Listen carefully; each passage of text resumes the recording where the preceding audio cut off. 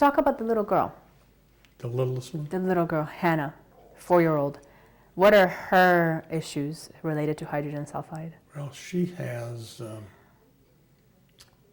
an inability, and it's hard to study the early phases of development. But you say that children are usually most affected. Yeah, but the problem is that some 2-year-olds are much more mature than other 2-year-olds. She's a 4-year-old. She is far from being as mature as my grandson, who's a 4-year-old. I mean, who comes in and says, "Granddad, I've observed that this bird on this tree doesn't fly the way that bird does." Oh, wow. That's sophisticated. Or he said, "This is broken and I've tried to fix it. What did I do wrong?" Wow. You have a smart 4-year-old. He's a 4-year-old. And could he stand and not waver for 20 seconds? Well, I just tried him yesterday, and I said, "Drew, stand still. Don't let anything shake you." So he put his feet down and he stood just like, the Rock of Gibraltar. For 20 seconds, not a problem. Half a minute or more. I said, "That was very good." Then I said, "Take this pillow and put it on your head and don't let the pillow fall off." Same thing. And Hannah? She couldn't stand still for 10 seconds. She was moving her head, wiggling, well, this is a good measure. What's this called? Well, attention deficit disorder.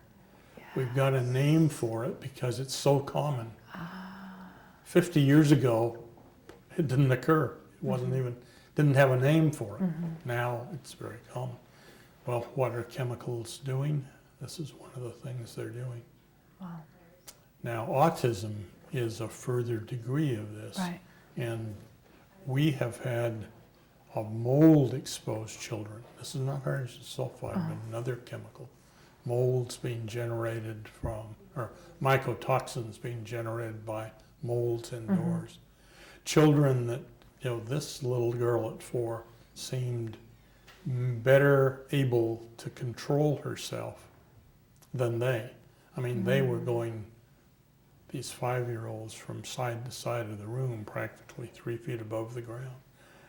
They were so hyperactive that you had to hold them down physically to do anything.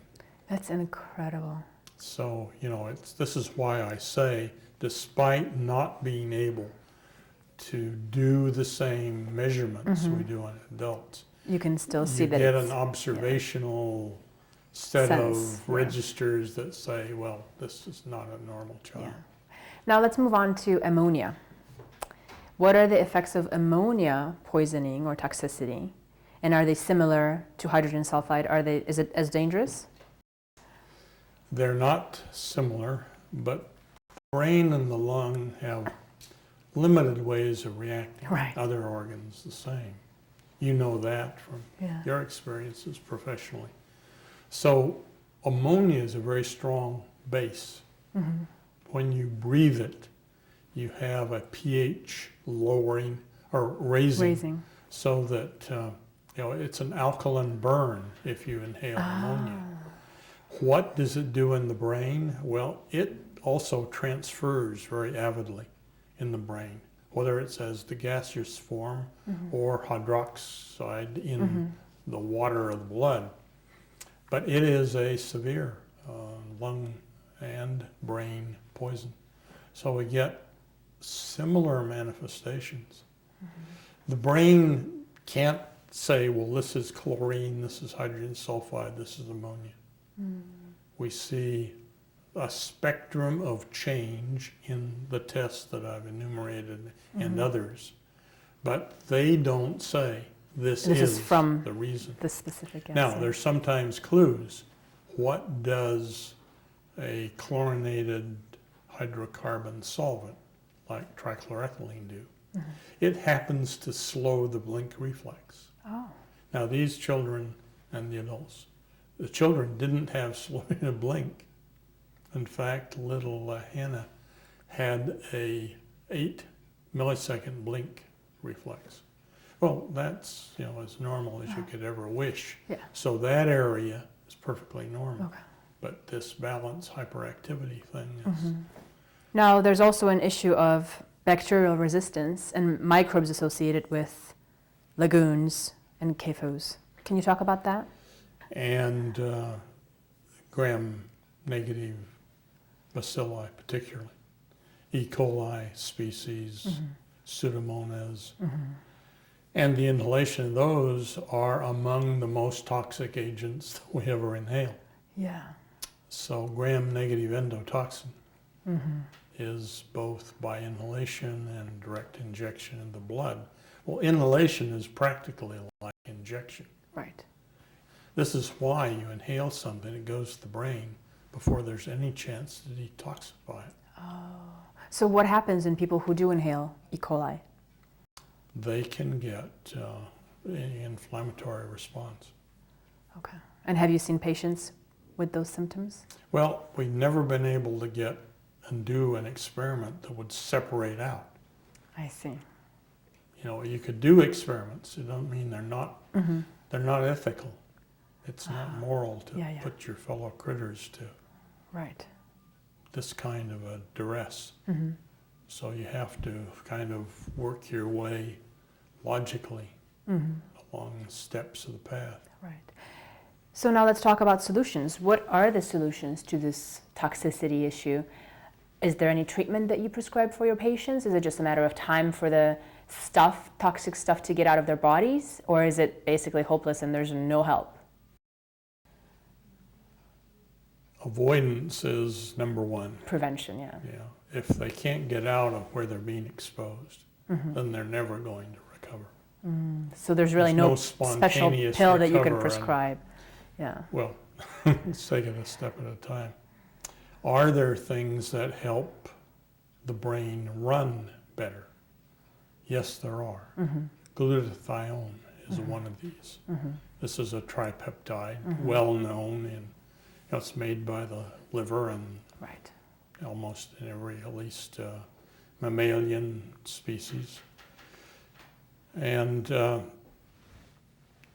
it ordinarily cannot be taken orally because it's simply digested, the sulfur's taken off, and it's invalidated. What is important is for a sulfhydryl group to get delivered to the brain, an SH group.